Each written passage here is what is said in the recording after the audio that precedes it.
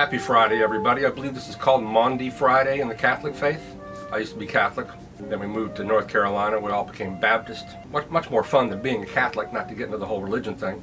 But I can remember as a little kid sitting in the pews when we lived in Detroit, thinking, this is a bunch of hooey. Here I am confessing my sins to some dude. He's the same as me. Then we moved south, went to a Southern Baptist church. We had a really hip preacher, and we had who allowed my sister's hippie friends in. We had black congregants, Asian congregants. It was a very progressive church for the early 1970s. But I digress. And in celebration of Maundy Friday, we're going to talk about Tanganyika. Sleepy Stein presents Tanganyika. This is a pretty rare record. It's only been reissued once. Hi-Fi Tanganyika, I will read here.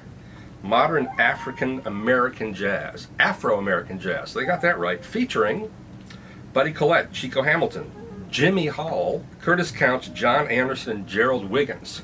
I think you probably know the players on this record better than this record, which was released in 1956 and bears all the hallmarks of a mid-50s recording with any reference to Afro-Americans. We have a young woman there. It looks like something taken from a raided African shrine, perhaps. We have the large yellow earrings, the red mouth, and of course we have to paint the nipples red. Obviously you want your middle American white reader to get fascinated by that. But anyway, this is a great record. It's produced by Johnny Otis on his short-lived Dig label. Johnny Otis, a major player in Los Angeles rock and roll in the mid-1950s on Central Avenue. He even had some late period hits, I believe, in the 80s, but a very important figure in rock and roll. And the record is credited, as far as production goes, to Sleepy Stein. You can see Sleepy there.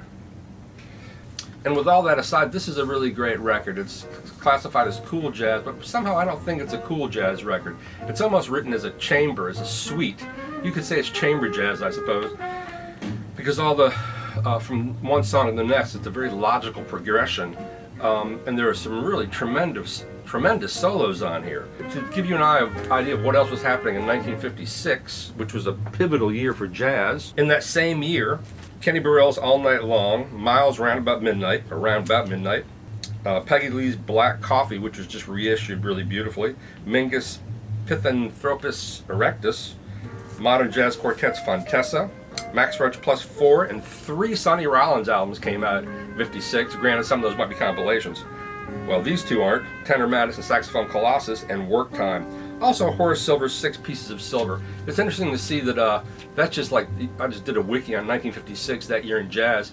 Only one Blue Note entry, 6 Pieces of Silver. It makes you realize there was a lot happening in jazz beyond Blue Note in the 50s. It was such a fertile time for the art form. So this record had really good company. And it's only been reissued once by VSOP. I've only seen it a couple times. I think I paid $10 for this. The jacket's kind of trashed. The record, the signal is in pristine form, even though there are a lot of pops and ticks. But as happens with a lot of these really old records, you can, if you clean them really well, my project machine, I can clean it backwards and forwards, and I have my ultrasonic machine, you can pretty much eliminate all the dirt.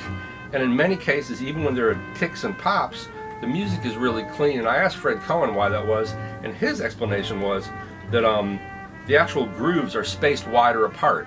This is before the era of computer-controlled lathes, so which now they'll, you know, for heavy bass passages, the groove will be wider. For treble, it gets smaller. Even though I need to do an ultimate test where I compare a modern reissue and the original pressing. In fact, I might do that with the new George Russell New York release. I have an original mono, and I have the new stereo version. That might be interesting to check out. But Fred Cohen claims the wider space groove means you basically have between the ridge walls, you have a flat surface. So if they get scratched, there's far less actual groove to get scratched. So there's more music available for us to hear. But this is a really great record. It just has a lot of moods, goes through a lot of different changes.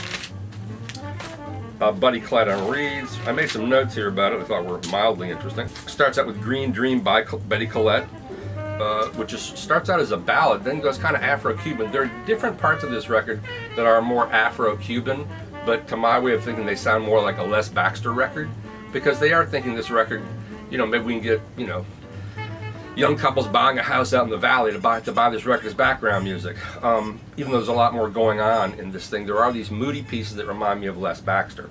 Or maybe Les Baxter took from these cool records, it's probably more like it, where they're sort of little set pieces of, easy listening genre style, but with beautiful playing. There's some great Chico Hamilton drum solos on here. Everybody plays beautifully, and everyone gets a lot of space to play. But the first track starts out as a ballad, then becomes more Afro-Cuban. And then there's some funny titles. A Walk in the Veldt, which I assume alludes to somewhere in Africa. Jungle Pogo Stick, it's a little weird. And they also cover How Long Has This Been Going On. The title track, Tanganyika, sounds especially like a Les Baxter sort of construction, which is not a bad thing. Arthur Lyman, Les Baxter, those are fun records, if not jazz records. Some of them are amazingly well recorded. I have a Voodoo Drums record by Les Baxter. The drums sound fantastic, probably because it's on the Audio Fidelity label, which is the first label to release a stereo recording. And I think most people consider Audio Fidelity to be the first audiophile label. Anyway, a funky, fun record for your Friday fantastic phantasms, Tanganyika from 1956 and Buddy Collette. Thanks a lot.